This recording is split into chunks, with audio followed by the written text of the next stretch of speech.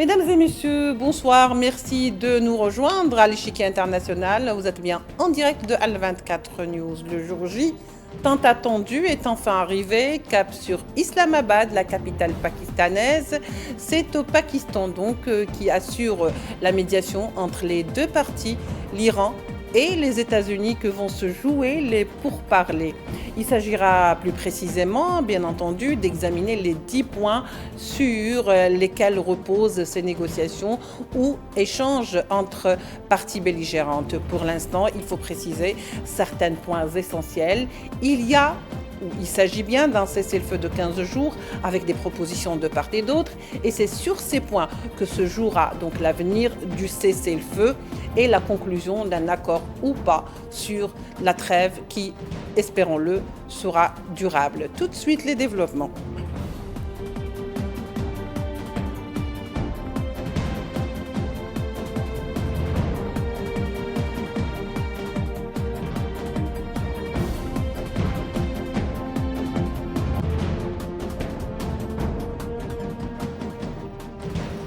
Pour en parler ce soir, nous accueillons avec beaucoup de plaisir Bessam Laraj, docteur en droit international. Bessam Laraj, bonsoir. Merci d'avoir accepté notre invitation. Bonsoir et merci pour l'invitation. Bien sûr, nous rejoindra Adnan Limem, juriste, analyste politique tunisien. Tout de suite, nous rentrons dans le vif du sujet et on commence avec vous, Bassam Laraj. Il faut dire que finalement, c'était ça. Hein. On attendait ce jour, on ne va pas dire avec impatience, mais avec beaucoup d'expectatives et même un peu de scepticisme quelque part. Le fait est là aujourd'hui. Tous les yeux sont rivés vers Islamabad, qui fait un petit peu la une de l'actualité, sous les projecteurs. Les deux délégations arrivent ou sont arrivées petit à petit tout au long de cette journée. Alors on va dire que pour être beaucoup plus précis, il n'y a vraiment pas d'accord, hein, parce qu'on parle beaucoup d'accords, mais il n'y a pas encore d'accords qui ont été conclus. Il y a 10 points sur lesquels vont négocier ou vont pourparler les deux délégations des deux pays donc concernés, la partie iranienne, et bien sûr les États-Unis. Dans ce sens, Islamabad donc a pris cette médiation en charge et en main. Bassam Laraj, finalement, est-ce qu'aujourd'hui, on a rendez-vous avec, si vous voulez, des négociations pour tenter de transformer un cessez-le-feu très fragile, très précaire, en une trêve définitive? Oui, c'est exactement ça. Normalement, les négociations doivent commencer officiellement demain. Donc, on a Oui. les différentes parties qui commencent à arriver au Pakistan. Et effectivement, comme vous l'avez très bien précisé, les positions sont radicalement opposées entre les 10 points présentés par les Iraniens et les 15 points qui avaient été annoncés préalablement par le président américain. Il y a un décalage total. Et le fossé semble immense pour le moment. Mais en tout cas, le fait d'avoir accepté d'entamer ces négociations et d'avoir entériné ce cessez-le-feu laisse sous-entendre que les deux parties sont prêtes à faire des efforts dans la mesure du possible, de leur point de vue, bien évidemment, pour essayer d'arriver à un accord définitif qui essaye de mettre fin à cette guerre qui a duré 40 jours. Mais là, pour les moments, les positions, comme je le disais, sont très, très éloignées. Donc, les négociations vont être extrêmement dures. Et on a vu déjà, chaque partie a commencé à annoncer à l'avance les points sur lesquels ils n'étaient pas prêts à négocier. On a entendu le président Trump déclarer qu'il était absolument impossible pour lui que les Iraniens aient l'arme atomique. De leur côté, les Iraniens ont annoncé également à plusieurs reprises, même auparavant, que le fait d'enrichir de l'uranium sur leur territoire était quelque chose d'indiscutable, donc sur lequel il ne pouvait pas y avoir de limites en réalité, sauf en matière bien évidemment de taux d'enrichissement. Donc on voit déjà les points sur lesquels un certain nombre de problèmes va s'opposer. Il y a la question également des missiles balistiques. C'est quelque chose pour les Iraniens qui est essentiel pour assurer leur sécurité. Ce système de défense a montré complètement son efficacité à l'occasion de cette guerre, parce que c'est ça qui permet de créer un équilibre avec l'agression israélo-américaine. Donc, ça leur permettait d'attaquer notamment Israël. Donc, il y a un certain nombre de points sur lesquels les négociations vont être extrêmement difficiles. Il y a également des préalables.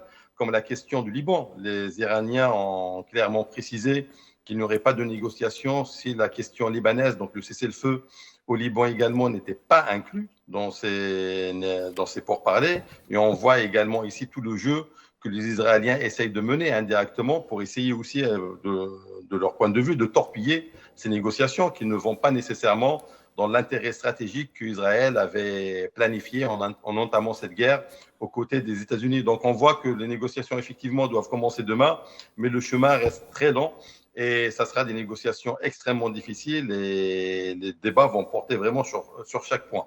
Oui, sur chaque point et surtout, on sait très bien que chaque point est une difficulté à lui seul. Je me tourne vers vous, Adnan Limem.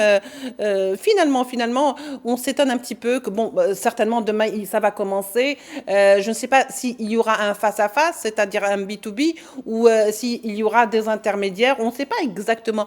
Rien n'a été filtré sur comment vont se dérouler et surtout qui sera présent ou pas. En tous les cas, pour l'instant, vu que ces négociations se déroulent quand même sous haute surveillance et cela s'explique car il y a vraiment des personnalités iraniennes assez importantes et on ne voudrait pas non plus divulguer les noms ni les endroits où ils se trouvent. On se tourne vers cette question aujourd'hui, Adnan Limem. Est-ce que finalement le Pakistan, qui joue le rôle de médiateur, s'est positionné dans ce conflit? C'est vrai qu'il est à équidistance entre ces deux pays avec lesquels il entretient de bonnes relations. Alors le choix du Pakistan, est-ce que c'est un choix ou est-ce que ça s'est imposé de lui-même vu donc dans cette crise? Le Pakistan est dans une situation tout à fait, disons, complexe, puisque d'une part, il a de bonnes relations avec les États-Unis, d'autre part, il a d'excellentes relations avec l'Iran, des relations, disons, publiques et d'autres relations, disons, secrètes. Il a un traité de défense mutuelle avec l'Arabie saoudite. Donc, il est dans une situation vraiment très complexe. Cette guerre l'impacte directement parce qu'elle met en cause ses propres intérêts. Il n'a pas intérêt à ce que l'Iran perde cette guerre puisque, comme le Pakistan l'a dit lui-même par la bouche de son ministre de la Défense et de hauts responsables, puisqu'il serait vraisemblablement le prochain sur la liste, ils ont dit. D'autre part, il a un traité de défense mutuelle avec l'Arabie saoudite qui a été la cible de missiles iraniens, surtout sur les bases américaines qui l'abritent. Donc, il est dans une situation très délicate et très complexe et c'est peut-être l'État qui a le plus intérêt à trouver une porte de sortie dans ce conflit. Donc, il a tout fait pour qu'il y ait un cessez-le-feu qui donne lieu à des négociations qu'il abrite lui-même, lui-même étant accepté en tant que médiateur ou en tant que pays hôte des négociations, étant accepté par les États-Unis, par l'Iran et aussi par les différents protagonistes, sauf Israël, bien évidemment, avec lequel le Pakistan a des De bonnes relations relations. très tendue et que, bien évidemment, le Pakistan se considère comme étant le prochain État sur la liste, le prochain État cible sur la liste d'Israël. Voilà, donc le Pakistan est spécialement habilité par rapport à cette guerre à être disons, le médiateur et à être le pays qui abrite ces négociations qui s'annoncent évidemment extrêmement ardu et extrêmement difficile et euh, il est vraiment très téméraire de s'attendre à des résultats tangibles Oui. rapidement, parce que les positions semblent de prime abord très éloignées et pratiquement irréconciliables. Oui, c'est vrai, vous faites allusion à un point très important à partir du moment où vous dites que on s'est vraiment éloigné. Les deux pays se sont vraiment éloignés. À un moment donné, quand même, il y avait des négociations où tout semblait quand même fonctionner tant bien que mal, mais ça fonctionnait quand même. On pouvait trouver des points communs sur lesquels des réticences pouvaient être émises, mais également des consensus pouvaient être faits. Mais là, on s'est vraiment très il y a un fossé qui s'est élargi entre les deux parties. Bassem Larj, est-ce que vous pensez aujourd'hui qu'il serait possible d'une manière ou d'une autre justement d'essayer de raccourcir ou si vous voulez de rapprocher les points de vue des uns et des autres, même si on sait très bien que la plupart des points sur les 10 points séparent beaucoup plus qu'ils ne rapprochent. Ben, ça sera tout, en réalité, tout le travail des médiateurs et des acteurs qui vont être sur place. C'est l'immense travail à mener, en réalité, parce qu'on part avec, je dirais, une difficulté particulière, c'est que la partie iranienne n'a pas du tout confiance dans la partie américaine. On l'a vu par C'est le de bonne passé. guerre, hein. À au moins deux reprises, effectivement, les Iraniens étaient en pleine négociation avec les Américains sur leur programme nucléaire. Et les médiateurs de l'époque, c'était le sultan Doman qui a annoncé régulièrement que les négociations allaient dans le bon sens et on allait vers probablement un accord. Mais finalement, à chaque fois, l'Iran s'est fait surprendre et le pays a été attaqué, Oui, soit à l'occasion de la guerre qu'on a qualifiée des 12 jours, soit à l'occasion de ce dernier conflit qui a duré 40 jours. Et donc, ça crée quand même une certaine méfiance tout à fait logique de la part des Iraniens vis-à-vis de la partie américaine. Bon, mais cela n'empêche pas le fait, effectivement, que les deux parties, en réalité, aujourd'hui, américaines et iraniennes, je ne parle pas de la partie israélienne, ont un intérêt à essayer de trouver un accord pour que les hostilités ne reprennent pas. Effectivement, même si les Iraniens ont gagné leur bras de fer à l'occasion de ce conflit face à l'agression israélo-américaine, le pays a quand même été fortement affaibli au niveau sur le plan humain d'abord, avec un nombre important de victimes civiles, ou que ce soit de morts parmi la hiérarchie, que ce soit militaire ou politique.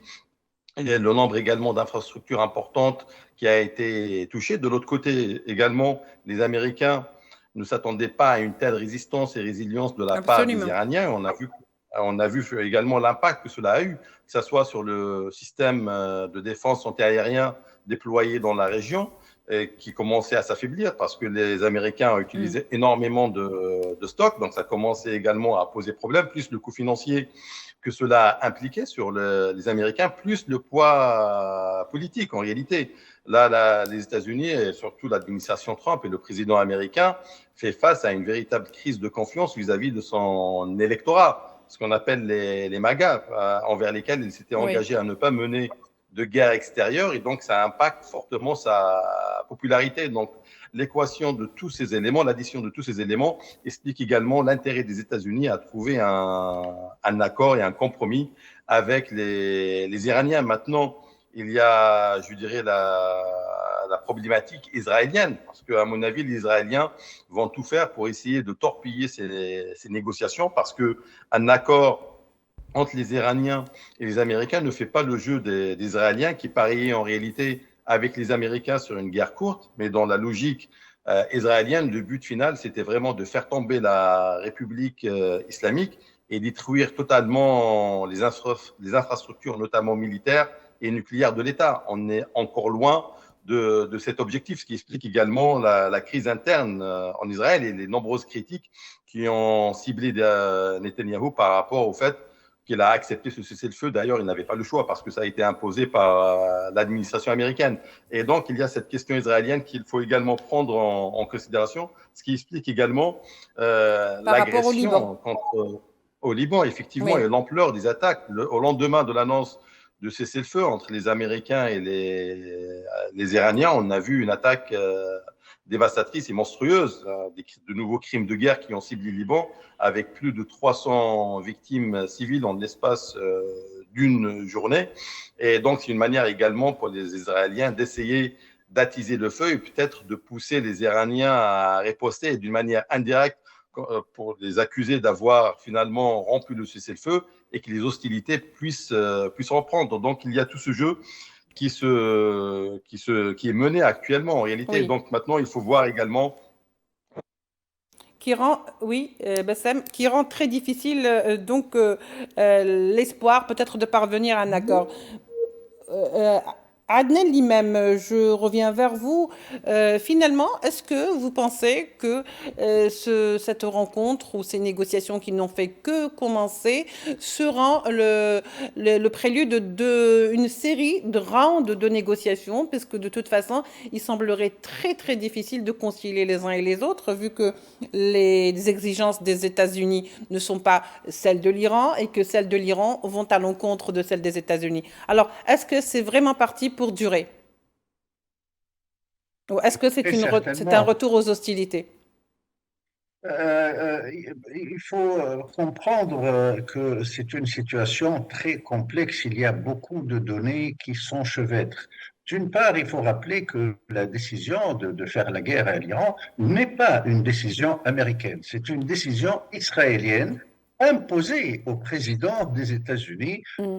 par le lobby israélien. Et il y a des fuites qui ont des informations qui ont fuité, qui confortent tout ça. Oui, Et il faut regarder les révélations du New York Times, du Guardian, beaucoup de journaux américains et britanniques ont clairement établi qu'il s'agit d'une décision israélienne qui a été imposée au président américain.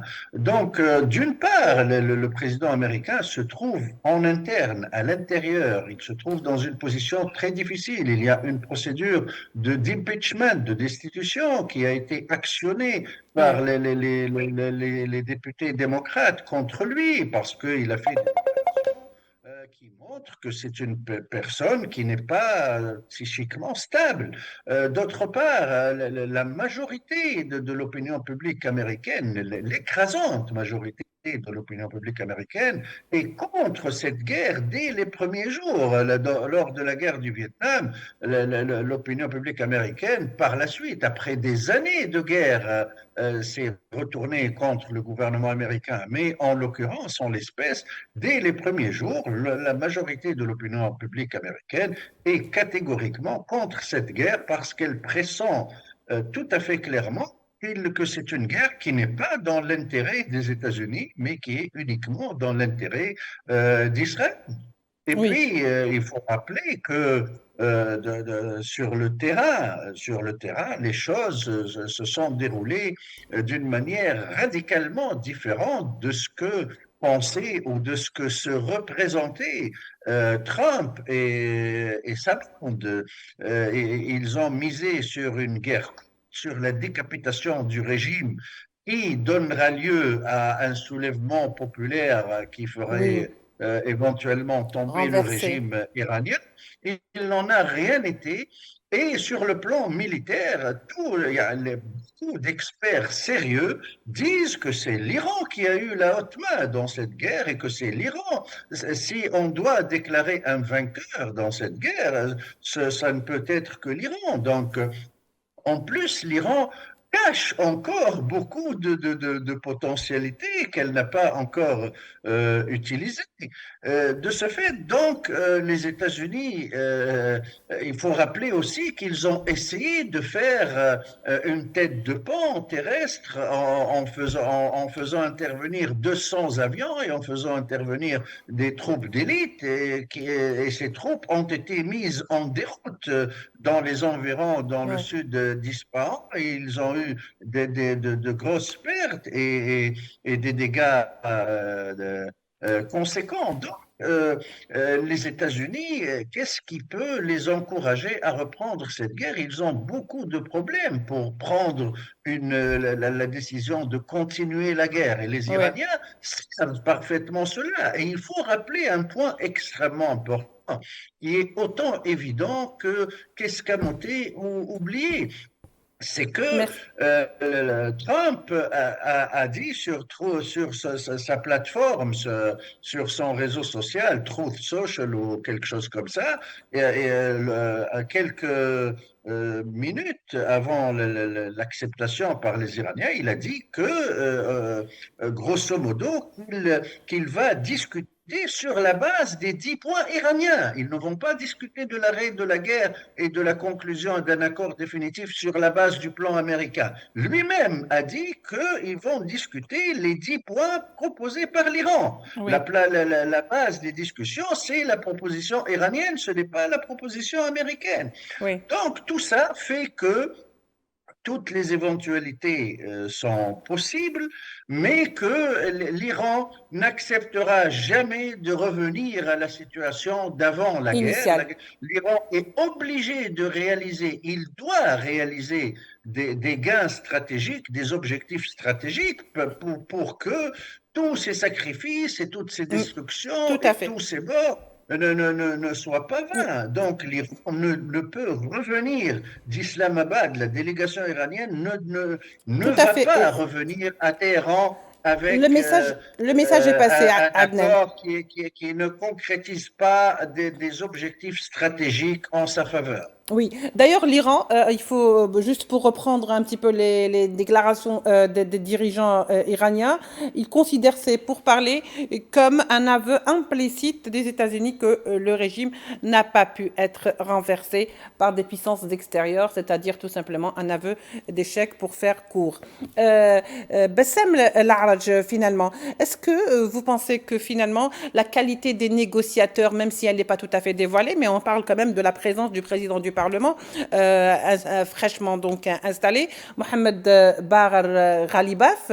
Est-ce que vous pensez finalement que, du parti donc iranien, que la qualité des négociateurs jouerait dans ces négociations aussi, d'une part, et si jamais, sans vouloir faire dans le défaitisme, hein, on ne veut pas être défaitiste, c'est pas le but, mais si jamais, bien sûr, ces négociations, ces pourparlers n'aboutissent pas, est-ce que c'est le retour aux hostilités comme l'ont laissé entendre certaines déclarations américaines?